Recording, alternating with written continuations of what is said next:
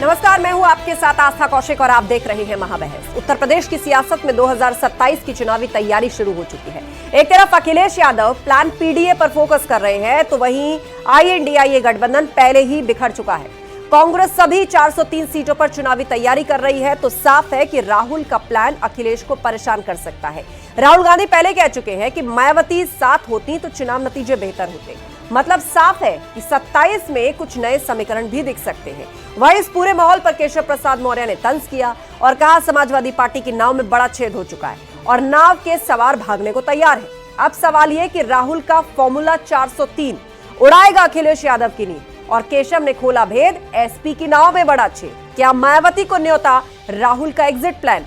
आज महाबहस में जिक्र 2027 के वोट युद्ध का करेंगे, लेकिन पहले ये रिपोर्ट देखिए।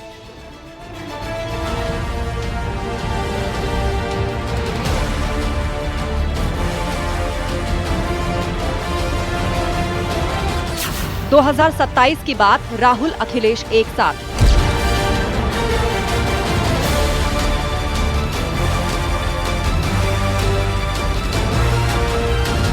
राहुल का फॉर्मूला 403 उड़ाएगा अखिलेश की नींद। हमारा प्रदेश से लेकर ब्लॉक स्तर से लेकर बूथ स्तर तक पे हम 403 पे हमारा संगठन पूरी तरीके से मजबूती से आगे काम करेगा और हम सब लोग हमारे के कार्यकर्ता पूरी ताकत के साथ आगे की तैयारी। केशव ने खोला भेद, एसपी की नाव में बड़ा छेद। समाजवादी पार्टी का भविष्य अंधकारमय है, उसकी नाव में बड़ा सा छेद है। उसमें जो बैठे हैं अभी भी उतर उतर के भागने की तैयारी में कि डूबने वाली है। मायावती को न्योता राहुल का एग्जिट प्लान। राम मंदिर का विरोध करना और उसके बाद में फिर कुंभ के लिए अनर्गल बातें करना और आखिर में उस कुंभ में ना जाना क्या दर्शाता है? तो निश्चित रूप से कि एक वोट के लालच में ये कितना नीचे गिर सकते हैं।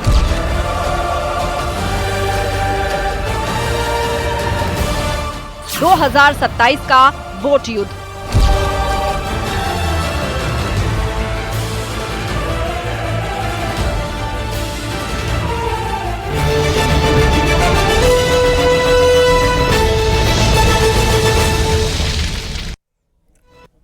और वक्त है महाबहस के सवालों का, खास तौर पर जिनका जिक्र आज की डिबेट में होने जा रहा है। राहुल का फॉर्मूला 403 उड़ाएगा अखिलेश यादव की नींद। ये बड़ा सवाल है कि कांग्रेस जिस तरह 27 के लिए सभी 403 सीटों पर उतरने का मन बना रही है, और जो जिक्र राहुल गांधी कर रहे हैं मायावती को लेकर। केशव ने खोला भेद, एसपी की नाव में बड़ा छेद। पूरे घटनाक्रम में डिप्टी सीएम केशव प्रसाद मौर्य ने कहा है कि समाजवादी पार्टी की नैया में छेद हो गया है।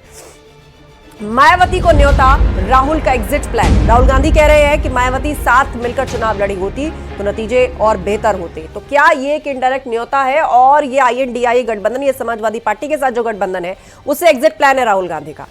और चर्चा के लिए हमारे साथ गेस्ट पैनल जुड़ चुका है। डॉक्टर कौशल काम मिश्रा जी हैं, बीजेपी प्रवक्ता, जो हमारे साथ अभी होंगे। प्रोफेसर धर्मेंद्र यादव हैं, सपा प्रवक्ता। प्रियंका गुप्ता जी हैं, कांग्रेस की spokesperson. Doctor Paramvir Singh है, राजनीतिक विश्लेषक। राकेश गौतम जी, नेता बसपा। आप सभी मेहमानों का बहुत बहुत स्वागत है इस शो पर। तो शुरुआत प्रियंका जी आप इससे कर रहे हैं। प्रियंका जी, तो ये एग्जिट प्लान की तैयारी हो रही है कांग्रेस में, 403 सीटों पर अकेले लड़ेंगे और कह रहे हैं कि मायावती साथ आती तो नतीजे बेहतर होते। देखिए आस्था जी, हम पूरी तरीके से जमीनी स्तर पर तैयारी कर रहे हैं, जिसमें सभाएं भी कर रहे हैं, जिसमें ब्लॉक स्तर पर, जिले स्तर पर, सारे स्तरों पर अपनी पार्टी को मजबूत करने की पूरी कोशिश कर रहे हैं। जनता की आवाज जिस तरह से राहुल गांधी जी लगातार उठाते चले आ रहे हैं, चाहे उन्हें शिक्षा भर्ती हो, चाहे जिस तरह से भ्रष्टाचार पूरी तरीके से उत्तर प्रदेश में हो, चाहे महाकुंभ में जो अव्यवस्थाएं हुई हैं, उन सारी चीजों को लेकर हम लगातार सत्ता पक्ष को घेरते हुए नजर आ रहे हैं। सत्ता पक्ष को जिम्मेदार एक विपक्ष मिला हुआ है, और मैं समझती हूँ कि जिस तरह से लगातार आप चाहे इस 2024 के चुनाव के रिजल्ट देख लीजिए, उससे साफ जाहिर होता है कि उत्तर प्रदेश में बदलाव की पूरी मंशा बना रखी है। नहीं, लेकिन वो चुनाव तो आप सपा के साथ मिलकर लड़े थे ना। यहाँ मेरा सवाल तो ये है कि आप सपा से अलग होकर अपनी जमीन जो तलाश रहे हैं उत्तर प्रदेश के अंदर, मायावती को लेकर राहुल गांधी जो इशारा कर रहे हैं, तो क्या 27 के लिए कुछ नए समीकरण बैठेंगे क्या?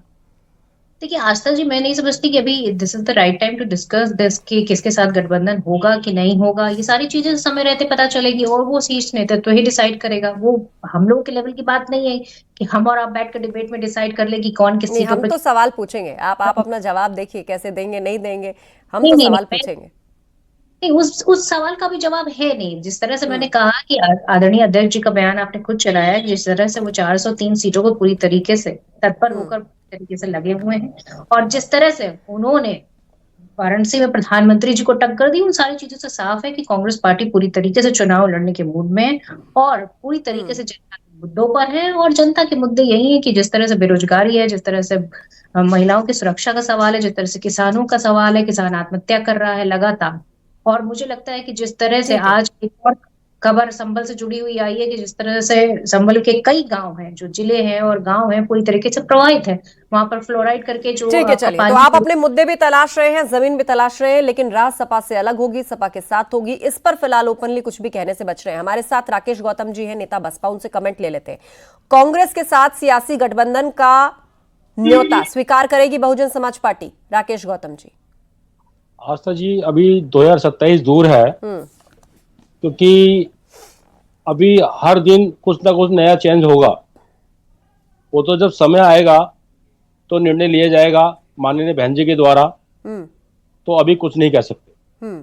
आपने अस्वीकार भी नहीं किया, संभावना से इनकार भी नहीं किया? बिल्कुल नहीं। यानी लोकसभा चुनाव के आसपास जो हमने बात सुनी थी कि कांग्रेस ऐसा चाह रही थी कि अगर बहन जी को आगे किया जाए या उनको मुख्य चेहरा बनाया जाए तो अच्छे नतीजे मिल सकते हैं। यानी आप कहीं ना कहीं इस चीज से इत्तेफाक रख के कांग्रेस की तरफ जा सकते हैं? बिल्कुल नहीं, बिल्कुल नहीं जा सकते, क्योंकि ये माननीय बहन जी का अपना निर्णय हुआ। मैं फिर कहता हूँ आस्था जी, अभी रोज कोई ना कोई नई नई चीज आएंगी कि किसके साथ जाना है, किसके साथ नहीं जाना। अभी 2027 दूर है। ठीक है, हमारे साथ कौशल कांत जी ज्वाइन कर चुके हैं, बीजेपी प्रवक्ता। स्वागत है कौशल कांत जी आपका। दो चीजों पर यहाँ चर्चा चल रही है। एक तरफ तो महाकुंभ का समापन हुआ है और उसको लेकर इतनी पॉलिटिक्स हमने देखी। डिप्टी सीएम केशव प्रसाद मौर्य कह रहे हैं कि सपा के नाम में बड़ा छेद हो गया है। लेकिन इस पूरे सियासी घटनाक्रम में जो सबसे इंटरेस्टिंग चीज निकल के आई वो राहुल गांधी की ये बात कि अगर मायावती के साथ मिलकर चुनाव लड़ा होता तो बेहतर नतीजे आते। अब इसे आप किस तरीके से देख रहे हैं? सभी 403 सीटों पर कांग्रेस चुनाव की तैयारी कर रही है। कंफ्यूज्ड है Congress, Indian national confusion party हो चुकी है, क्योंकि वो इंडी गठबंधन बना करके हर जगह इंडी गठबंधन के खिलाफ जाने की खुद ही कोशिश करते हैं।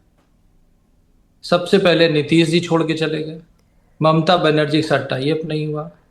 उत्तर प्रदेश वाले लोग जब मध्य प्रदेश जाते हैं तो उनको कहा जाता है कौन अखिलेश अखिलेश, और उत्तर प्रदेश वाले उनको कहते हैं क्या चिरकुट पार्टी है। तो उनके बीच में इतने ज़्यादा डिफरेंसेस हैं। उसका रीज़न ये है कि कांग्रेस एक परजीवी पार्टी है जिसका काम यह है कि दूसरे से न्यूट्रिशन लेना और खुद को जिंदा रखना। इस वजह से कोई भी क्षेत्रीय दल कांग्रेस के साथ जब उसके स्टेट की बात आती है तो दूरी बना लेता है। आप अभी एग्जाम्पल देख ले अरविंद जी का, दिल्ली में दोनों अलग हो गए और अभी फिर 27-29 में मिलने की बात करेंगे। अभी अखिलेश जी से उत्तर प्रदेश के चुनाव में दूरी थी, आप उपचुनाव में एक भी सीट बिना दी नहीं कांग्रेस से, बिना पूछे सारी सीटें डिक्लेयर कर दी, फिर भी कांग्रेस पिछलग्गू पार्टी बन के उसके पीछे चल पड़ी। यही हाल आप देखिए हरियाणा में हुआ था। कांग्रेस जब हीरो बन रही थी उसने किसी को साथ नहीं लिया था। तो ये एक अननेचुरल अलायंस है जो सभी लोग अपने फायदे के लिए, जिनके लिए परिवार फर्स्ट, पार्टी सेकंड और राष्ट्र सबसे आखिरी में आता है, तो ऐसे लोग इसी तरह का बर्ताव करते हुए नजर आते हैं। ठीक है, हमारे साथ राजनीतिक विश्लेषक डॉक्टर परमवीर सिंह भी हैं। डॉक्टर परमवीर सिंह, 2027 के लिए कुछ नए राजनीतिक समीकरण बन सकते हैं क्या? और राहुल गांधी के जो मायावती को लेकर कहे गए ये बात है कि उनके साथ मिलकर लड़ते तो बेहतर होता, क्या इसके बाद ये कहना सही होगा कि अब ऑफिशियली बिखर गया है इंडिया अलायंस? आस्था जी, देखिए, राजनीति रोज नया बदलता गेम होती है। शतरंज की बिसात की तरीके से है, कभी किसको आगे बढ़ाना है, किस मोहरे को पीछे लेना है, तो ये काम चलता रहेगा। 27 का यूपी का चुनाव सामने है और यूपी इंपॉर्टेंट राज्य है। हर दल की कोशिश होती है कि यूपी में अच्छा प्रदर्शन करे। कांग्रेस के साथ में एक क्या कहिए, मतलब कि grand old party of India, वो अब लोगों को मतलब उसको एक अलायंस जरूर चाहिए, वरना उसके बगैर उसको अपनी जमीन ढूंढना मुश्किल होता है। ये कटु सत्य है। कांग्रेस के लोग भी जानते हैं कि जो राहुल गांधी जी या कांग्रेस ने अच्छा थोड़ा सा लोकसभा में प्रदर्शन किया था, उसमें समाजवादी पार्टी का बहुत बड़ी योगदान था। लेकिन यहाँ पर एक समस्या और आ जाती है, चाहे समाजवादी पार्टी हो या दिल्ली की आम आदमी पार्टी हो या बंगाल में ममता बनर्जी जी हो, ये सभी लोग कहीं ना कहीं अगर आप इनकी हिस्ट्री उठा के देखेंगे पुराने कांग्रेसी ही हैं। या कांग्रेस के साथ में ही इनका राजनीतिक करियर शुरू हुआ, फिर कांग्रेस के ही लोगों को प्रभावित करके इन्होंने वोट शेयर कांग्रेस से लेकर अपनी तरफ किया हुआ है। तो वो लोग भी कांग्रेस को एक सीमा तक ही अपने साथ लगाते हैं, क्योंकि उनको मालूम है कि ये कैसे वो होता है ना, एक शक्ति होती थी कि बाली के अंदर एक शक्ति थी कि वो जिससे युद्ध करता था उसकी शक्ति उसके अंदर आ जाती थी। तो वही की स्थिति यहाँ पर यह है कि सब लोगों को डर रहता है कि कहीं कांग्रेस अपना खोया वोट बैंक उनसे वापस ना ले, तो कांग्रेस को एक सीमा तक ही अपने साथ में लगाते हैं, इतना ही समर्थन देते हैं। और इसमें यहाँ पर मुझे लगता है कांग्रेस को रिवाइव, कांग्रेस अगर हम हिस्ट्री में भी देखेंगे ना, तो 1989 से जो डूबना शुरू हुआ जहाज, वो आज तक ऐसा जा रहा है कि ग्राफ लगातार नीचे ही आ रहा है। वहां पर रिवाइवल की बात तो छोड़िए, वहां पर मतलब बिना सहारे के चलना मुश्किल हो रहा है। जी, तो आस्था जी, यहाँ पर कांग्रेस को भी अपना एक अंतर मंथन करना पड़ेगा कि चुनाव में चाहे प्रदर्शन कैसा भी करे, लेकिन अपने बलबूते पे डट। प्रियंका गुप्ता जी, देखिए, मुझे लगता है कि भारतीय जनता पार्टी सूप बोले तो बोले, अब जल्दी बोल रही है, जिसमें 75 छेद। अब ये जाते हैं जहां महाराष्ट्र में, देख ले क्या सिंधे जी का हाल किया। अभी बिहार का चुनाव है, बिहार में नाम अनाउंस नहीं कर पा रहे हैं कि कौन होगा सीएम का। फिर चुनाव तो लड़ते हैं पर खा जाते हैं उस पार्टी को भी जिसके साथ ये अलाई करते हैं। कांग्रेस पार्टी का सीधा हिसाब है, अगर हमने कहा कि हम 2024 में अलाई में थे, हम गठबंधन में थे, तो हम गठबंधन में थे। जब हमने कहा कि हम दिल्ली चुनाव एक दूसरे के खिलाफ लड़ेंगे, पंजाब में हम एक दूसरे के खिलाफ लड़ेंगे, और उससे पहले उस पार्टी ने जो है, अब गोवा से लेके गुजरात देख लीजिए, हर जगह अलग लड़ा, तब तो कोई सवाल नहीं पैदा हुआ। लेकिन कांग्रेस पार्टी पूरी तरीके से अपने आप को मजबूत करने पर विशेष ध्यान दे रही है, जिसको लेकर पूरी तरीके से पार्टी में, उत्तर प्रदेश कांग्रेस कमेटी में, प्रदेश कमेटी में भी बदलाव हो रहे हैं, जिस तरह से पूरी यानी ये बात तय मान ली जाए कि 2027 का विधानसभा चुनाव कांग्रेस पार्टी अलग से लड़ेगी मैदान में, सपा के साथ कोई गठबंधन नहीं होगा। देखिए आस्था जी, मैंने फिर कहूंगी कि ये देखिए, सवाल का जवाब मैं तो दे नहीं पाऊंगी अब यहाँ बैठ के डिबेट में। मैं सीधे यही कहूंगी कि भाई मेरा शीर्ष नेता तो डिसाइड करेगा, और इस समय रहते हैं आपको पता चल जाएगा। फिर आस्था जी ब्रेकिंग चलाएंगे कि ऐसा ऐसा हो गया, क्योंकि आस्था जी को तो भाई न्यूज 18 को तो पता ही हो चल जाएगा, हमसे पहले ही हो सकता पता चल जाए आस्था जी को। तो आस्था जी ही बताए हमें कि किसके साथ गठबंधन हो गया। लेकिन समस्या ये है कि आज जिस तरह का उत्तर प्रदेश में माहौल है, उस पर विशेष ध्यान देने की जरूरत है। किसानों से जो वादा, कौशल कांत जी 2027 अभी तक ये कहा जाता था कि अगर बहन जी अकेले चुनावी मैदान में है तो उसका फायदा विपक्षी गठबंधन को नहीं हुआ है, आप लोगों को हुआ है। अब कांग्रेस भी 403 सीटों पर अकेले जोर लगाने की तैयारी कर रही है। आस्था जी, जब कहीं भी कोई पार्टी जीतती है तो दूसरे लोग कुछ न कुछ तो अटकलें लाए, कोई तो फैक्टर होता है जो पार्टी जीतती है। अभी उत्तर प्रदेश में कह रहे हैं कि बीएसपी रीजन थी बीजेपी की जीत का, दिल्ली में कहते हैं कांग्रेस रीजन थी जीत का। तो हर जगह कोई न कोई तो रीजन होता है, तभी तो हम जीतते हैं। लेकिन सबसे बड़ा रीजन, मैं मुस्कुरा इसलिए रहा था जब हमारे राजनीतिक विशेषज्ञ सर बोल रहे थे, उन्होंने एक शक्ति का नाम लिया था, तो मुझे शक्ति याद आ गई थी कि हिंदू धर्म में एक शक्ति होती, मुझे उससे लड़ना है। अगर जो भी आदमी उस हिंदू धर्म की शक्ति से लड़ना चाहेगा ना, उसको हारने के लिए रीजन तलाशने की जरूरत नहीं पड़ेगी, लिस्ट होगी पूरी। और तभी बनारस में क्या हुआ? अरे सुधा जी प्लीज, सुधा जी आप अपने बारे में बोलिए, लेकिन ये तो आपके राहुल गांधी के वक्तव्य है जिसको मैं बोल रहा हूँ, मैं क्या करूं? आपको अगर कांग्रेस को अगर ये समझ में नहीं आता है कि भारत का मन सनातन है, भारत का मन हिंदू है, भारत की आत्मा हिंदू है, और कांग्रेस जब तक इस मंत्र को नहीं समझेगी तो कहीं पर उसके हारने के रीजन उद्धव साहब होंगे, कहीं आम आदमी पार्टी होगी, कहीं समाजवादी पार्टी होगी, कहीं पर एनसीपी होगी, कोई न कोई पार्टी कांग्रेस की हार का रीजन बनी रहेगी। क्योंकि उसकी सोच में प्रॉब्लम है, उससे हिंदू से प्रॉब्लम है, उससे भारतवर्ष की विचारधारा से प्रॉब्लम है, भारत की आत्मा से प्रॉब्लम। मैं समझ गई आप क्या मुद्दा उठाना चाह रहे हैं। प्रियंका जी, 66 करोड़ लोगों ने कुंभ में डुबकी लगाई, आपको लगा कांग्रेस पार्टी कहीं चूक गई? नहीं, देखिए आस्था जी, मैं पूरी तरीके से मानती हूँ कि ये आस्था और विश्वास का पूरी तरीके से एक माहौल होता है, और ये आज से नहीं है, हमारे और आपके जन्म से पहले, और यहाँ पैनल में जितने लोग बैठे हैं उनके जन्म से पहले से कुंभ होता चला है। और कुंभ में आस्था पे लोग हमेशा से जाते रहे, चाहे व्यवस्था मिली हो चाहे व्यवस्था ना मिली हो। और मेरे पूछने, वो तो ठीक है प्रियंका जी, लेकिन मेरे पूछने का सेंस ये है कि कुंभ जैसा मौका जहां पे सभी लोग जाति, धर्म, पंथ, ऊंच नीच सब कुछ भूलकर, राजनीतिक बयानों को भूलकर, आप भी लगातार कुंभ को घेरते रहे, समाजवादी पार्टी भी कुंभ को घेरते रही, उन सारे बयानों को दरकिनार करके लोग डुबकी लगा के चले गए, तो कहीं ना कहीं अपना मैसेज आप लोग देने में चूक गए वहां से। नहीं नहीं हो सकता आस्था जी, और लोग डुबकी लगाने आ रहे थे, पर व्यवस्थाओं को देखकर आपकी पार्टी के कई नेता पहुंचे, लेकिन आपकी पार्टी का शीर्ष नेतृत्व नहीं आया, इसीलिए नहीं गया। मैंने सीधे तौर से यही आज आपको बताना चाहती हूँ कि जिस तरह की अव्यवस्थाएं थी उसको ध्यान में रखते हुए, मद्देनजर रखते बाकी हुए लोगों के लिए नहीं थी क्या वो व्यवस्था? कैंसिल इसलिए समाजवादी किया गया। पार्टी से अखिलेश यादव होकर आए, आपकी अपनी पार्टी से आप देखिए सचिन पायलट गए, दिग्विजय सिंह गए, डीके शिव कुमार गए।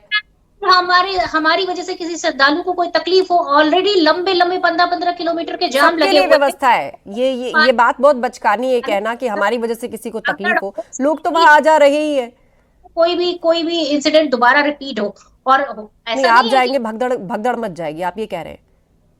नहीं, कुछ भी हो सकता है आस्था जी, किसको पता था कि वहां पे भगदड़ मच जाएगी। मैं समझती हूँ कि जिस तो तरह इस से तरह वहां पर जो है, आपको मेरी आवाज आ रही? जी जी, मैं समझती हूँ कि जिस तरह से वहां पे भगदड़ मची, किसी को पता नहीं था, और भारतीय जनता पार्टी पूरी तरीके से फेल रही व्यवस्थाओं को देने में। और अगर विपक्ष उनको घेरता है तो मैं समझती हूँ कि वो जनता के हित में घेरता है, और उन्होंने नहीं वो सुधार ठीक है कि आप सवाल उठा रहे हैं, एक आयोजन है उसको लेकर राजनीति भी खूब हुई, आपने भी बहुत कुछ कहा, समाजवादी पार्टी ने भी बहुत कुछ कहा, टीएमसी ने बहुत कुछ कह दिया, लेकिन बड़ी बात यह है, मेरा सवाल यह था कि अक्सर आप लोग जब सॉफ्ट हिंदुत्व की बात करते हैं, जो कि आप करते हैं, तो यहां से कोई संदेश देने में चूक गए क्या परमवीर सिंह जी, कांग्रेस पार्टी? एक सेकंड प्रियंका जी, उसके बाद कौशल कांत जी। परमवीर जी।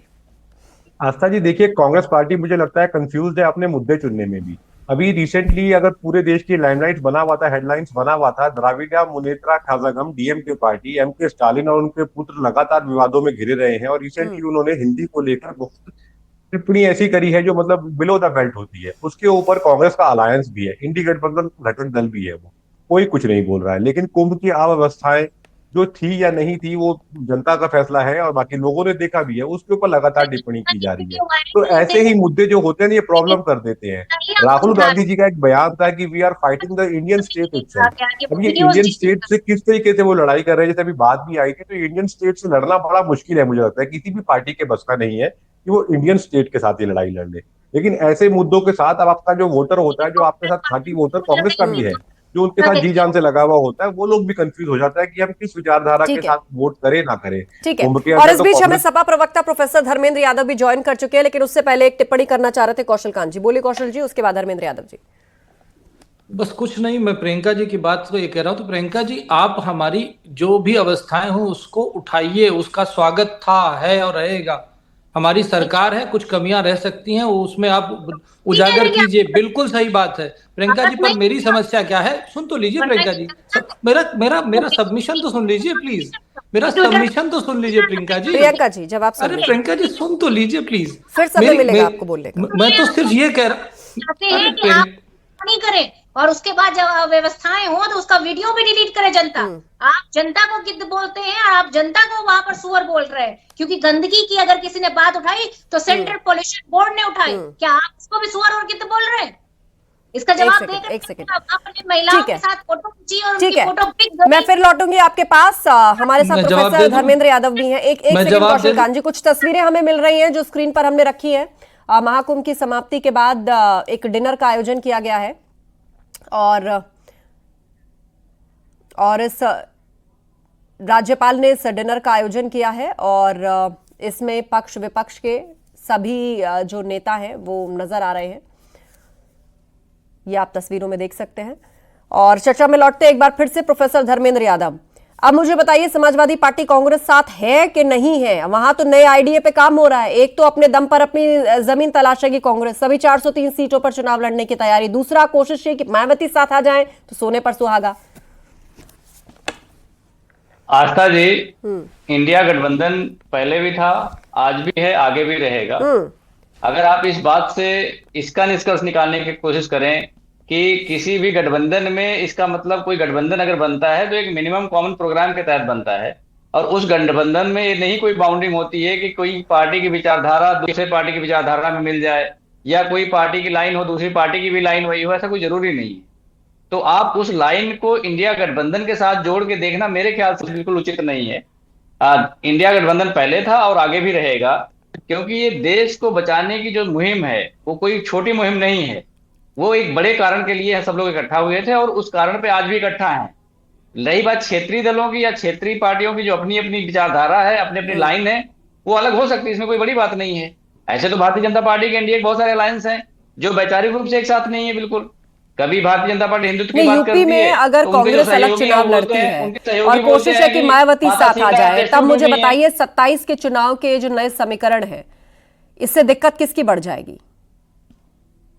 नहीं, 27 के चुनाव में किसकी दिक्कत बढ़ेगी? भारतीय जनता पार्टी की दिक्कत बढ़ेगी। उसकी जवाबदेही जनता के प्रति है। अगर आप जनता के प्रति जवाबदेही अपनी तय नहीं कर पाते हैं, आप कुंभ के आयोजन की बात कर रहे हैं, अब आप देखिए, मैं दिल्ली का विधायकों को एग्जांपल देती हूँ। कांग्रेस अलग लड़ी आम आदमी पार्टी से, बीजेपी बड़े बहुमत के साथ जीत गई। अब उत्तर प्रदेश में सभी 403 सीटों पर लड़ने की तैयारी कर रही कांग्रेस।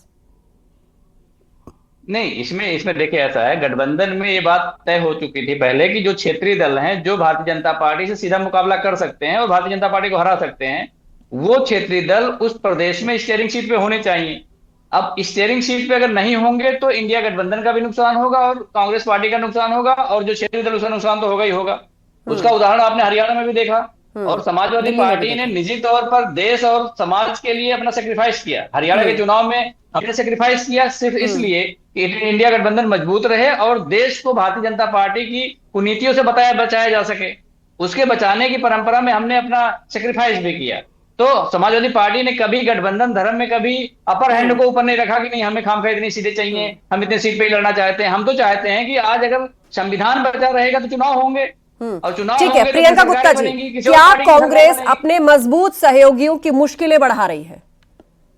देखिए, मुझे लगता है कि कांग्रेस पार्टी जनता की आवाज उठा रही है और जनता की आवाज ये कहती है कि अगर उनकी आवाज नहीं उठाएंगे तो विपक्ष होने का कोई मतलब नहीं निकलता। अगर कुंभ में अव्यवस्थाओं पर आवाज उठाई गई है तो व्यवस्थाएं भी की गई उसके बाद और सुधार भी किया गया और पूरी तरीके से डीजीपी ने माना कि गलती भी हुई। इसी तरह किसानों की अगर बात की तो एमएसपी पे लड़ाई लड़ेंगे हम बात कर रहे हैं अगर छोटे व्यापारियों की, जिसमें पूरी तरीके से चाहे वो छोटा सब्जी वाला हो, चाहे वो मोची हो, चाहे वो 69,000 शिक्षक भर्ती की बात हो, हर जगह हम आवाज उठा रहे हैं। हम आवाज उठा रहे हैं कि अगर किसी का हक मारा जाएगा तो वो कांग्रेस सब तो पार्टी। ठीक है प्रियंका जी, ये मुद्दों का जिक्र आप पहले भी कर चुकी हैं और लगातार हर सवाल के जवाब में आप इन्हीं मुद्दों का जिक्र कर रही है और आगे भी आप लोग उठाएंगे।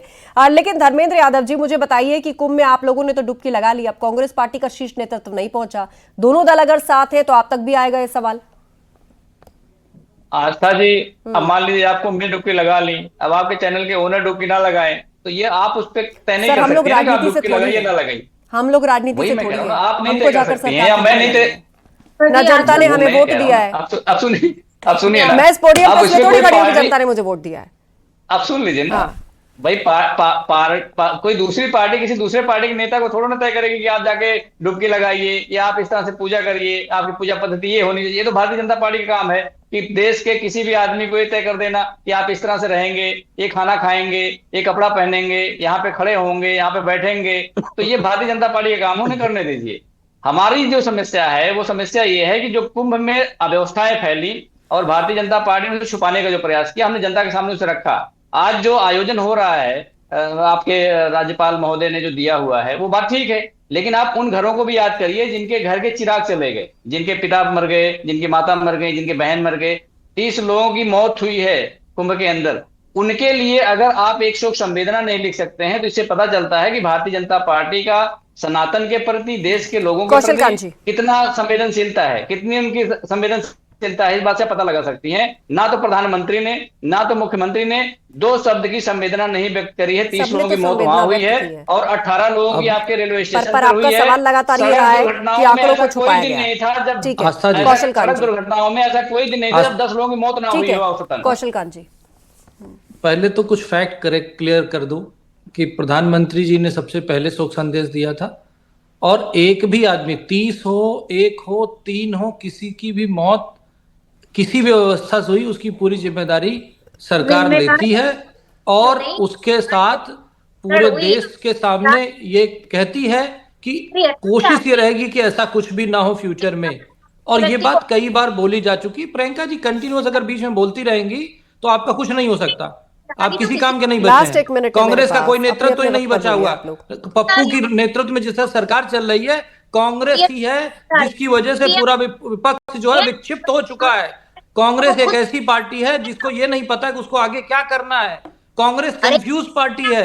कांग्रेस को ये तक तो नहीं पता कि देश कैसे चलता है, देश की आस्था कैसे चलती है, देश के लोग क्या चाहते हैं। वो आकर के यहाँ पर टिप्पणी करती है। और प्रियंका जी जिस तरह से बीच में बोल रही हैं, इसी से पता चलता है कि कांग्रेस कितनी घबराई हुई, छटपटाई हुई और किस तरह से पगलाई हुई है। उसे सत्ता की आदत पड़ गई है और इतने दिनों से सत्ता में बाहर है तो बिल्कुल बेचैन हो चुकी है। और जिस तरह से प्रियंका जी बार बार बोल रही, मैं सिर्फ ये कहना चाहूंगा कि जब मृत्यु कुंभ बोला जाता है तो प्रियंका जी चुप रहती हैं। इनके अपने नेता बोलते हैं कितने लोगों को नौकरी मिल जाएगी, तो मैं पूछना चाहूंगा जब हज हाउस बनाया जाता है और जब हज सब्सिडी मिल जाती है तो कितने लोगों को नौकरी मिलती थी? नहीं मिलती थी। पर आपका जवाब दे देता हूं, इसी कुंभ ने 1200 करोड़ रुपए खर्च करके 3.5 लाख की इकॉनमी दी है देश समय खत्म हो रहा है और 1% ऑफ द जीडीपी बढ़ा है। ये रहा कांग्रेस को जवाब। पहले जाकर के प्रियांक खड़गे से पूछिए, मिस्टर खड़गे से पूछिए कि उन्होंने सनातन का विरोध क्यों किया। सनातन डेंगू है, मलेरिया है, मुद्दे के अंदर से मुद्दे बहुत सारे हैं।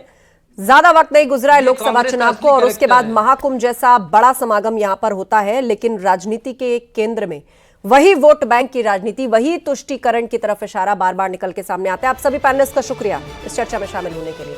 तो यूपी की सियासत में 2027 की चुनावी तैयारी शुरू हो चुकी है। एक तरफ अखिलेश यादव अपने प्लान पीडीए पर लगातार आगे बढ़ रहे हैं, तो वहीं इंडिया गठबंधन पहले ही बिखर चुका है। कांग्रेस सभी 403 सीटों पर चुनाव की तैयारी कर रही है। साफ है कि राहुल का प्लान अखिलेश को परेशान कर सकता है।